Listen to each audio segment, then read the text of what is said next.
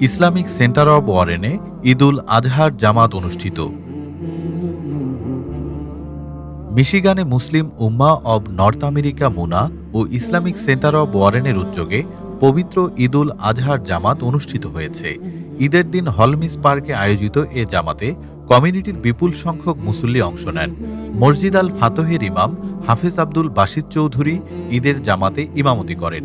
জামাতে নারী পুরুষ সহ বিভিন্ন বয়সী মুসল্লিদের উপস্থিতিতে পুরো এলাকা উৎসব মুখর হয়ে ওঠে। আয়োজকরা সবাইকে ঈদের শুভেচ্ছা জানিয়ে বলেন, ত্যাগ, তিতিক্ষা ও আত্মশুদ্ধির শিক্ষা বহন করে পবিত্র ঈদুল আজহা। তারা আশা প্রকাশ করেন, পশু কোরবানির পাশাপাশি মানুষ যেন মনের পশুকেও কোরবানি করতে পারে এবং ঈদের শিক্ষা ব্যক্তি ও সমাজ জীবনে শান্তি ও সৌহার্দ্য বয়ে আনে। নামাজ শেষে মুসল্লিরা পরস্পরের সঙ্গে ঈদের শুভেচ্ছা বিনিময় করেন।